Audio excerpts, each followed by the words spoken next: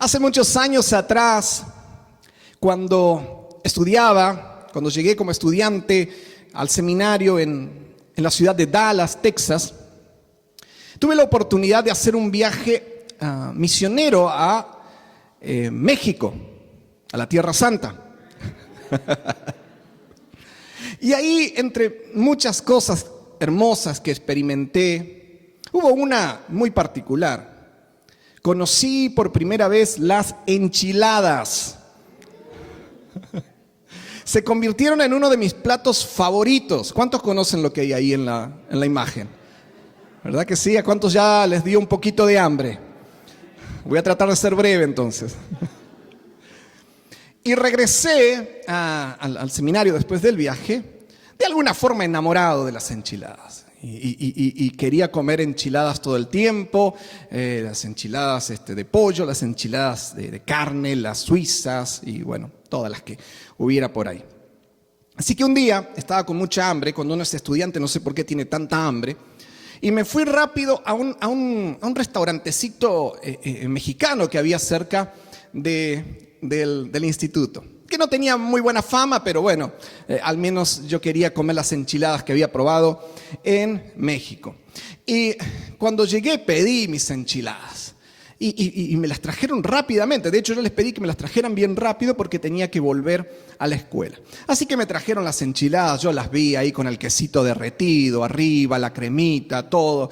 Y corté el pedazo más grande que pensé que podía contener en mi boca y le di el primer bocado. Y esa sensación fue inolvidable porque en realidad estaba congelado lo de adentro.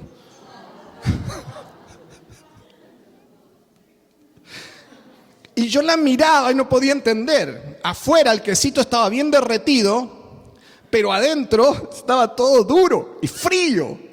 Y adentro de la boca no sabía qué hacer con eso que ya tenía. Pero era una sensación bastante desagradable. ¿A alguien le ha pasado eso alguna vez? Como para que sepa muy bien. El camarógrafo Gustavo sabe de qué estoy hablando. Fue bastante raro lo que sentí. Apocalipsis, capítulo 3, verso 14. Dice el Señor Jesucristo y escribe al ángel de la iglesia de la Odisea. Jesús le pide al apóstol Juan que escribiera una carta, una misiva, una palabra directamente a esa iglesia de la Odisea. De las 7 iglesias a las cuales Dios le habla en el libro de Apocalipsis, en los primeros capítulos, la Odisea era la iglesia más rica, más opulenta, la que supuestamente tenía más recursos. Y dice que le escriba a la iglesia de la Odisea, y este es el mensaje: he aquí el amén, el testigo fiel y verdadero. Jesucristo está hablando acerca de sí mismo como la verdad viviente. Dios es verdad. Cuando Dios dice amén, realmente quiere decir amén. Él dijo, sea la luz, y fue la luz. Es decir, cuando Dios dice que se haga algo, es así sea. Eso es lo que significa la palabra amén. Que así sea hecho. Y Dios tiene esa autoridad para decir algo y lo que dice se hace. Y no solo eso, sino que lo que dice es verdadero. Y Él dice, yo soy el testigo fiel y verdadero, el único en realidad que puede presumir de la calidad de la más pura verdad que existe en todo el universo. No hay otra verdad más absoluta y total que Jesucristo. Y dice, el principio de la creación de Dios dice esto: en Él han sido creadas las cosas y Él es el que sustenta todas las cosas con la palabra de su poder. Eso es lo que dice la Biblia, no lo digo yo. Es decir, de Él procede la vida. Lo que los científicos no pueden tratar de resolver, que es cómo se origina la primera exposición de vida en el universo, el Señor ya tiene la respuesta. Y Él dice que Él es el principio de la creación. Él es el que ha creado todo y Él es el que ha dado lo que es imposible para otro ser, que es la vida. Él ha dado la vida. Ahora vamos a ver qué es lo que dice el Señor Jesucristo a la iglesia de la Odisea, la última iglesia a la cual le escribe, que probablemente, según algunos estudiosos, es la última expresión de la iglesia a lo largo de la historia de la humanidad. Aunque las 7 iglesias son expresiones que suceden actualmente. La Odisea suele ser como lo último que va a vivir o que va a enfrentar la iglesia antes del regreso de Jesucristo. Así que es bastante interesante para nosotros saber qué es lo que dice el Señor. Y lo primero en el verso 15 que dice Jesús es: yo conozco tus obras. Mire, mi hermano, Dios conoce. Dios conoce lo más íntimo que hay en usted, lo que nadie sabe. Él de hecho le conoció antes que su mamá supiera que estaba embarazada. Él ya le había visto, Él ya le había puesto un nombre, Él ya lo había diseñado. Y Él sabe qué es lo que usted vive, lo que ha vivido y lo que vivirá. Dios conoce. Él es omnisciente. No hay nada que esté oculto a ese poderoso conocimiento de Jesucristo. Y Él dice: yo conozco tus obras. Yo la veo, yo veo lo que hay. Y después dice algo bastante complicado. Dice que ni eres frío ni caliente. Ojalá fueses frío o caliente, pero por cuanto eres tibio y no frío ni caliente, te vomitaré de mi boca. El agua se vuelve tibia cuando lo frío y lo caliente se mezcla. Se mezcla. Y saben que una de las estrategias del enemigo que más utiliza y que más ha utilizado es la mezcla.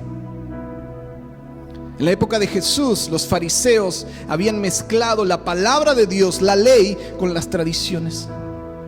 En la Edad Media, la iglesia, esa iglesia que alguna vez fue la iglesia primitiva, pujante, apasionada, celosa por Dios, empezó a mezclarse con el poder político, con el poder económico.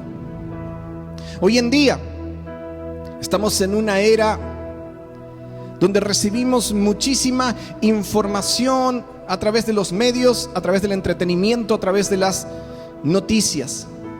Mensajes que circulan por la red, que constantemente podemos checar con nuestros celulares, o podemos sentarnos frente a un televisor y ver una serie o ver una película.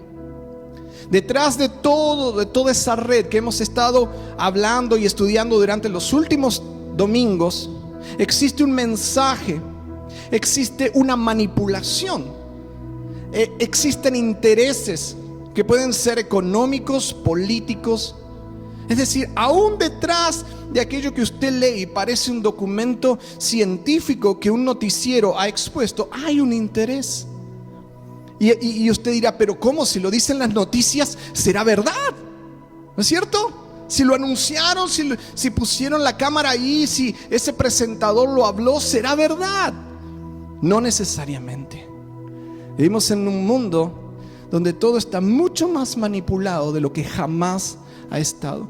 Pero detrás de todos esos intereses políticos, económicos, de control, de orientación de las sociedades, de querer moldear políticamente una nación, hay una agenda espiritual.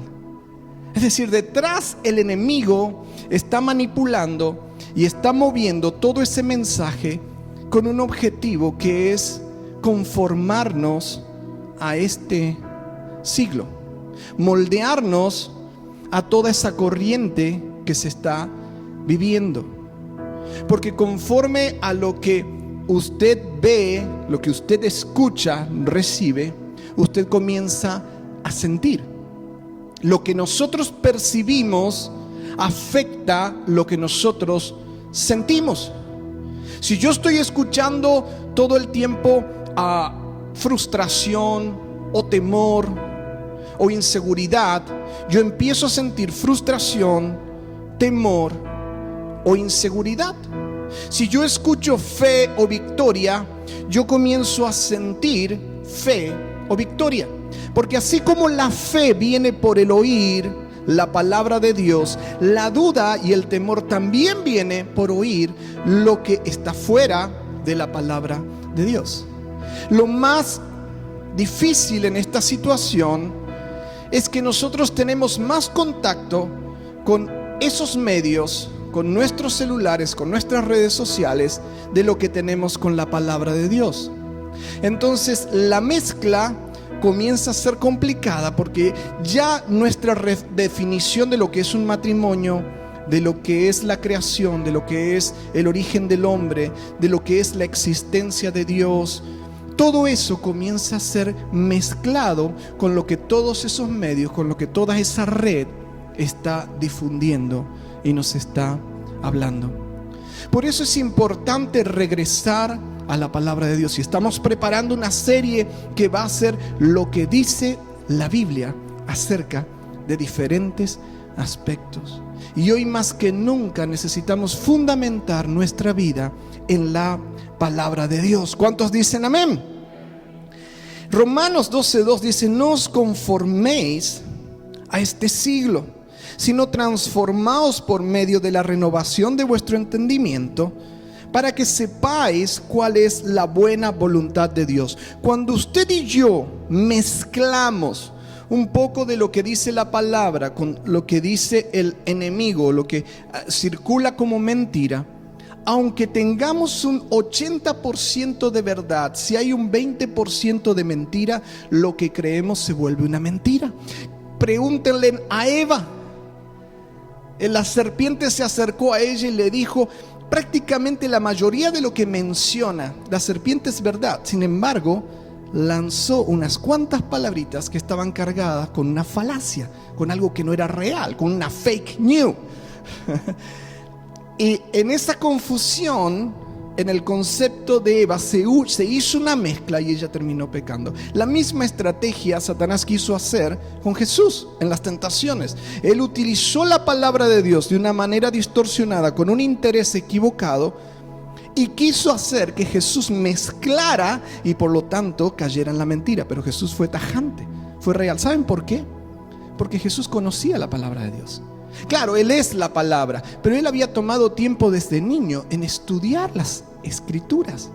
Y eso es lo que nos mantiene fuerte ante toda la amenaza de lo que podamos ver u oír. La palabra de Dios nos enseña que debemos examinar todo y retener lo bueno. Que todas las cosas no son lícitas, pero no debemos ser esclavos de ninguna. Y si nosotros empezamos a sentir que nuestras emociones, nuestras actitudes están más siendo esclavos de lo que vemos u oímos, y que ya estamos reaccionando de acuerdo a lo que dijo alguien, o de acuerdo a esa película, o de acuerdo a esa serie, probablemente hay cosas que están empezando a enlazarnos de una manera u otra. El Señor dice que nosotros debemos ser transformados para que sepamos cuál es la voluntad de Dios, para conocer, para saber. Porque si no sabemos qué es lo que Dios quiere, qué es lo que Dios dice, podemos tener una definición de nosotros mismos incorrecta. Y eso es lo que le sucede a la iglesia de Laodicea. Miren lo que dice en el verso 17. El Señor le dice: porque tú dices, tú defines, tú has creado tu propio concepto del mundo de ti mismo. Y tú dices: yo soy rico y me he enriquecido y de ninguna cosa tengo necesidad. Es decir, soy autosuficiente, tengo conocimiento natural, sé dónde está mi seguridad, tengo influencia, tengo posición. En ese momento el Señor le está mostrando a la Odisea dónde estaba el tesoro de su corazón, dónde estaban puestos sus ojos. Sentía que por tener recursos, sentía que por tener más dinero. De hecho, la Odisea era un lugar que tenían muchísimo dinero, a tal punto que cuando sufrieron un terremoto, ellos renunciaron a la ayuda del Imperio Romano porque decían: nos podemos autoabastecer. Nosotros hemos logrado mucho a través de nosotros mismos. Soy rico, de nada tengo necesidad. Y ahí es donde se muestra que su mente ha sido mezclada, porque cuando ya no sabemos y no podemos reconocer nuestra necesidad, entonces estamos, como dice el Señor Jesucristo, sabes que tú eres desventurado y no sabes que tú eres desventurado, miserable, pobre, ciego y desnudo. Cuando nosotros no venimos a la luz, cuando no venimos a la palabra de Dios, no nos damos cuenta de cuánta escasez tenemos, de cuánta necesidad tenemos. ¿Cómo se produce eso? El enemigo es muy sutil y pone sustitutos. Entonces, cuando uno tiene necesidad de Dios, el enemigo te dice, bueno, pero mira, ahora tienes un nuevo auto. Ayer alguien me preguntaba acerca de lo que era la avaricia, qué es lo que consideraba la Biblia como avaricia.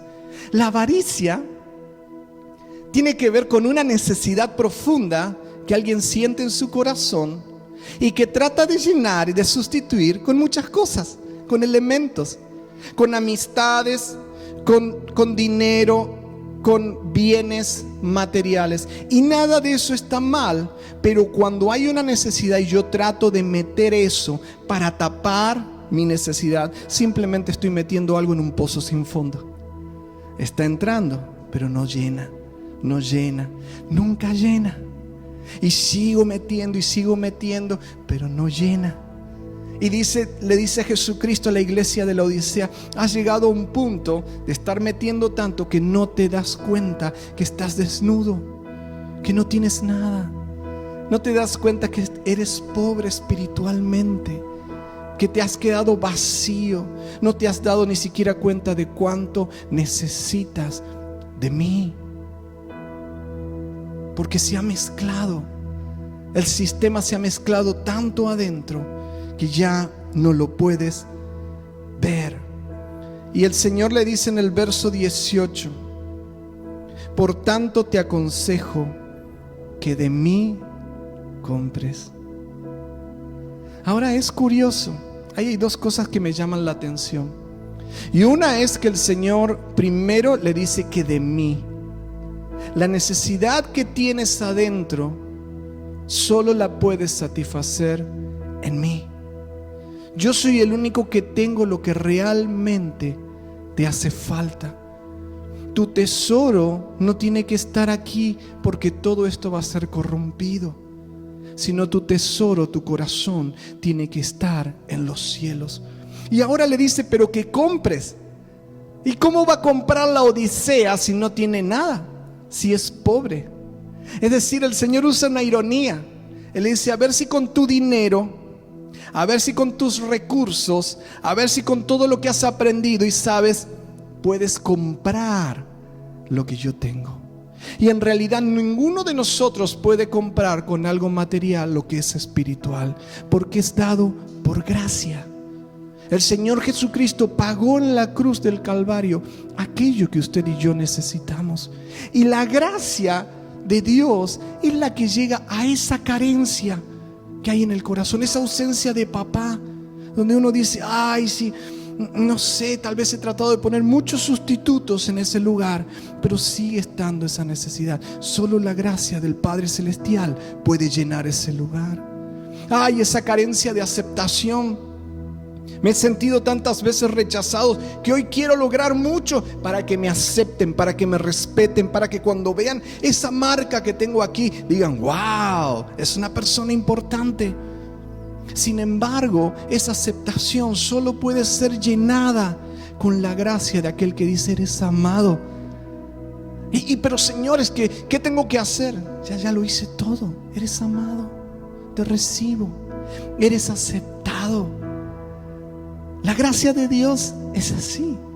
Y Él le dice a la iglesia de la Odisea, yo te aconsejo, yo te recomiendo que compres de mí oro refinado en fuego, para que seas verdaderamente rico, y vestiduras blancas para vestirte, que no se descubra la vergüenza de tu desnudez, y unge tus ojos con colirio. A mí me llama la atención porque saben que los tres elementos que menciona ahí el Señor Jesucristo son tres cosas materiales en las cuales se destacaba la Odisea. Ellos tenían mucho oro, tenían mucho dinero. Ellos eran poderosos económicamente. Pero el Señor le dice: ven y compra el verdadero oro que necesitas. Y luego le dice las vestiduras. Saben que era uno de los mayores productores de ropa de todo el Imperio Romano. La Odisea sabía lo que era la ropa, pero él le dice: tú necesitas otra vestidura que no puedes conseguir aquí. Y luego le dice el colirio para los ojos. Ahí estaba la más importante escuela de medicina para la salud de los ojos. Ellos habían creado un ungüento, una especie de pomada que ayudaba a la visión. Pero el Señor le dice: hay una visión que tú tienes cerrada, apagada. Eres ciego en un área y solamente lo puedes conseguir en mi presencia. Oro refinado. Todos digamos: oro refinado.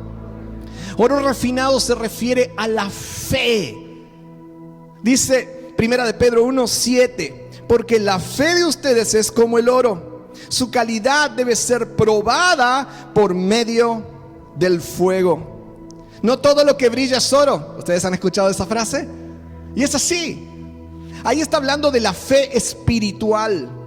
La fe espiritual que usted y yo tenemos es purificada por las dificultades. Y ahí es donde se quema aquello en lo cual nosotros teníamos nuestra seguridad.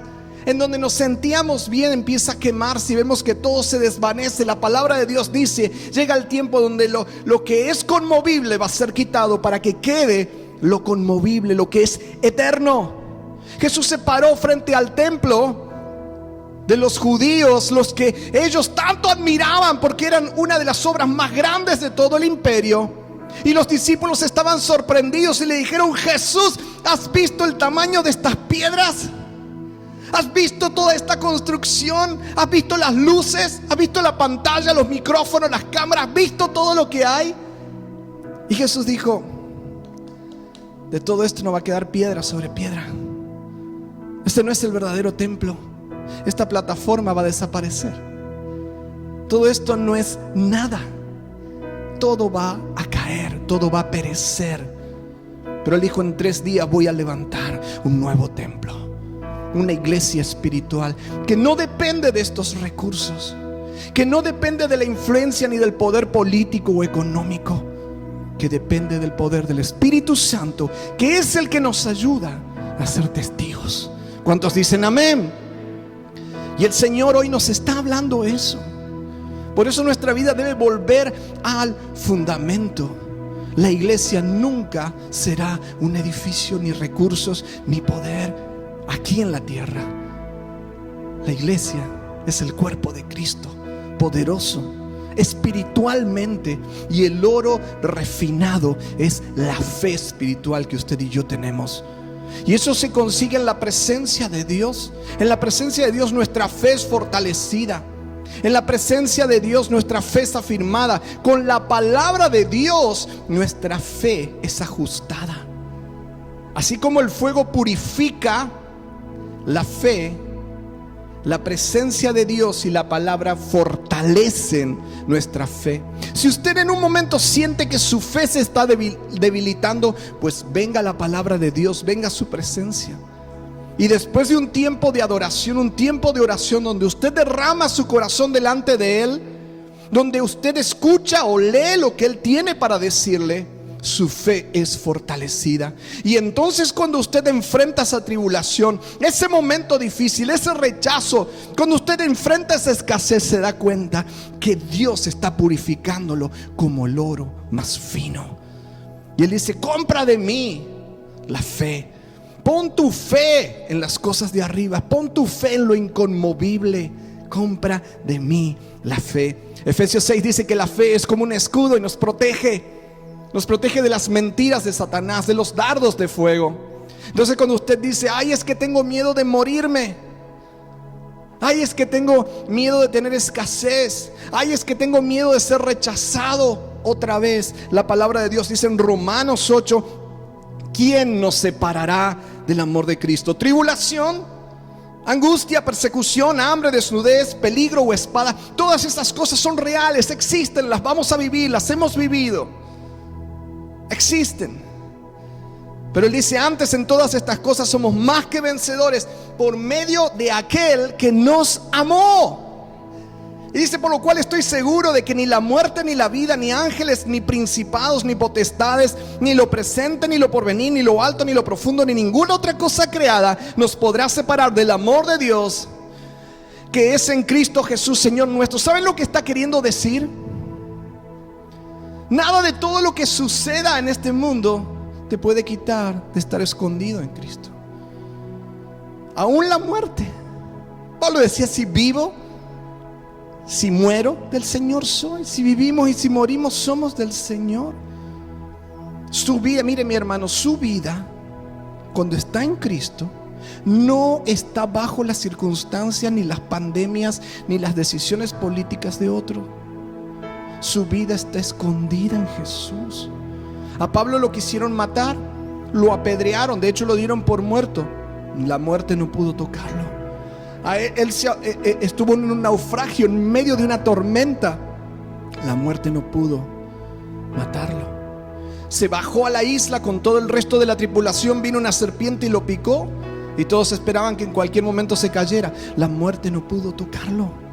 A Jesucristo mismo, una vez lo quisieron tirar de un despeñadero, la muerte no pudo tocarlo. Porque cuando estamos en la voluntad de Dios, solo Dios decide cuándo es nuestro primer día, cuando nacimos, también nuestro último día. Él lo decide, nadie más. Entonces ahí dice: ni la muerte, ni la vida, ni ángeles, ni principados, nada. Cuando estoy en Él, nada me puede quitar de su plan. Por eso hoy es un llamado muy fuerte, tanto como lo fue para la Odisea, para obtener ese oro refinado por fuego, a contener, mantener, preservar, cuidar esa fe, a pelear la buena batalla, a correr la carrera que tenemos por delante. Mire al que está al lado suyo y dígale: sigue adelante, sigue adelante. Y luego le dice el ángel, al ángel de la Odisea, al Señor Jesucristo, dice: vestiduras blancas. ¿Sabe de qué habla eso? Las vestiduras blancas nos hablan de santidad. La palabra santo significa separado, es decir, separarnos de las mezclas, separarnos de aquello que ensucia nuestro corazón, separar nuestra sexualidad de la pornografía o de la fornicación, separar nuestra mente de pensamientos de derrota o de destrucción, separar nuestras emociones de la envidia, del resentimiento, de la ira, separarnos. Las vestiduras blancas nos hablan de compromiso. ¿Qué hace una novia generalmente cuando se va a casar? Ese día se viste ¿de qué color? De blanco. Eso habla de que hay un compromiso fuerte. Y nosotros como iglesia, el Señor quiere que tengamos vestiduras blancas, que no seamos tibios, que no estemos con mezclas, con manchas en nuestras vidas, sino que seamos definidos. Como hijo de Dios, el Señor le está diciendo a usted: defínete. O frío o caliente, pero no pongas un pie en un lado y otro pie en el otro, porque eso solo hace que te pierdas eternamente. Definición, compromiso. Mire mi hermano, un día van a llegar las bodas del Cordero y vamos a ser llamados a ese tiempo por toda la eternidad con Jesucristo. Dice Apocalipsis 19:7: gocémonos y alegrémonos y démosle gloria, porque han llegado las bodas del Cordero y su esposa se ha preparado. ¿Sabe que investigué la palabra esposa ahí en el original griego? ¿Y saben lo que significa? Comprometida. Una persona comprometida. De alguna forma somos la esposa de la iglesia, pero comprometidos. Un día llegarán las bodas y se consumará por los siglos lo que Jesucristo gritó en la cruz del Calvario. Pero ahora somos comprometidos. Es decir, estamos diciendo: yo seguiré a Jesús, no seguiré para otro lado. ¿Cuántos comprometidos hay aquí? Vestiduras blancas. Y lo tercero, dice colirio, visión. El colirio era una medicina para los ojos, como dijimos antes, pero hoy está hablando de un colirio espiritual que nos permita ver quién es Dios, que limpie nuestros ojos de la oscuridad, que podamos conocerle no como un ser distante, un ser teórico, sino como esa persona que nos ama profundamente. Usted y yo necesitamos colirio para que las escamas sean quitadas, para que nuestros ojos sean abiertos y podamos conocer quién es el Señor, quién soy yo para Él y qué es lo que Él quiere para mi vida. Cuando Él comienza a sanar nuestros ojos del resentimiento, de la envidia, de la competencia, de la frustración, empezamos a mirarnos de otra manera, pero miramos a nuestro hermano y podemos amar a nuestro prójimo como a nosotros mismos. Miramos aún a esa persona que nos dañó y la miramos con compasión. Necesitamos su colirio que sane nuestros ojos. Y finalmente el Señor Jesús dice: yo reprendo y castigo a todos los que aman. Es decir, yo les corrijo, yo les enseño cuál es el camino. Yo quiero que vayan derechitos para que no se pierdan. Y luego mire esta palabra: sé pues diligente y arrepiéntete. Busqué esa palabra en el original. ¿Sabe lo que quiere decir? No seas indiferente, no mires para otro lado. Cuando estoy hablando, cuando te estoy diciendo algo, no pienses en cualquier cosa. Sé diligente, no seas indiferente a mi voz. Es lo que está diciendo Jesús. Y arrepiéntete. Quiere decir un cambio de enfoque. Deja de mirar lo que estás mirando ahora mismo y comienza a mirarme a mí. Cambia tu camino, porque aquí yo estoy a la puerta y llamo. Jesús no se fue, no se apartó, está llamando, está golpeando esa puerta. Dice: yo estoy a la puerta y llamo. Si alguno oye mi voz, para oír hay que apagar un poco todo el ruido. Nuestra mente a veces es lo que más ruido hace. Y Satanás está muy interesado en que usted no escuche, por ejemplo, este mensaje, que no lo oiga. Y que toda distracción venga para no poder escuchar esa voz que está llamando, que es la voz del Señor Jesucristo. Y dice: si oyes mi voz y abre la puerta, yo entraré a Él y cenaré con Él y Él conmigo. Entraré a Él, cenaré con Él y Él conmigo. Esa puerta solo se puede abrir desde adentro. Jesús no la fuerza, no la patea, no te empuja, no te obliga a hacerlo. No, Él golpea solamente. El Dios de todo el universo, aquel que es el amén, aquel que es el testigo fiel, aquel que creó todo, que es el principio de la creación, el que sustenta la vida misma, está a la puerta de tu corazón sin necesitar nada de ti. Tiene el amor y la humildad de golpear la puerta de tu corazón, golpear esas áreas en tu vida, de tus emociones, de tus sentimientos, de tus recuerdos. Golpear en la habitación de tu sexualidad, golpear en la habitación de tu voluntad, golpear en la habitación de tu conocimiento. Él golpea y dice: déjame entrar con la verdad, déjame entrar con mi presencia, porque si abres la puerta, yo cenaré contigo. ¿Y saben qué significa eso? Yo tendré intimidad contigo.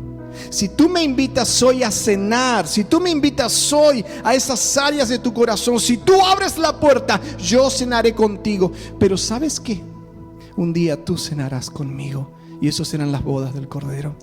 Hoy me invitas a cenar, y un día yo te invitaré a las bodas por toda la eternidad. Ponte de pie ahí donde estás. Cierra tus ojos.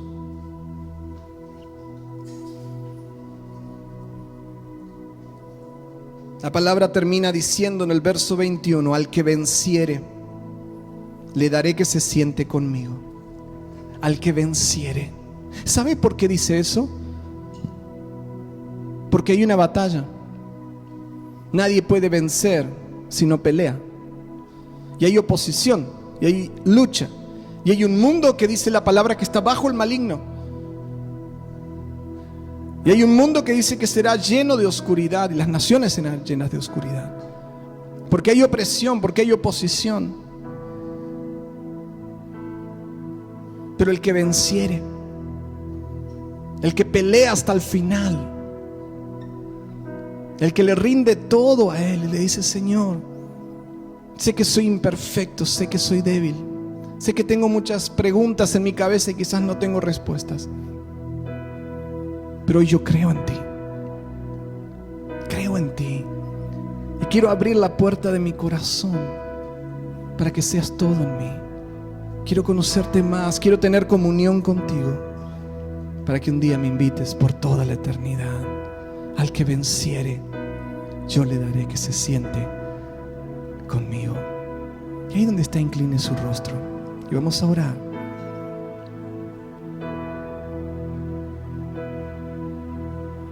Quizás hay alguien en esta mañana que siente que Jesús mismo está ahí golpeando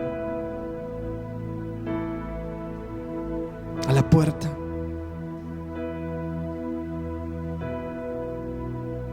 Y yo te invito te animo que puedas abrir esa puerta. Porque es en esa comunión con Él donde tu oro es tu verdadera riqueza. Ese oro espiritual, esa fe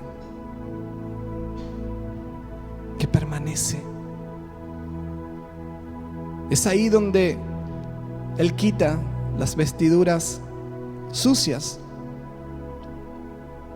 los trapos de inmundicia, las vestiduras de este mundo, las que aparentan solamente, y te pone las verdaderas, las espirituales, las blancas. Es ahí donde Él sana tus ojos, para que ya no te mires al espejo y te sientas menos o sientas que estás derrotado, sino puedas ver que hay un vencedor a través de Cristo. Pero también para que puedas ver qué áreas necesitan ser transformadas. Y para que puedas verle a Él cara a cara, como nunca le has conocido.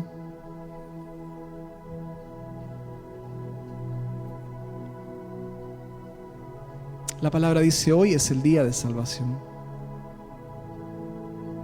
Y si usted quiere abrir la puerta del corazón para que el Señor sea Rey sobre todo, y aunque lo haya hecho antes, pero siente que hay algunas áreas donde todavía Él no es todo en todo, o si usted por primera vez quiere invitarle a cenar, a convivir, a ser parte de su vida, repita esta oración después de mí.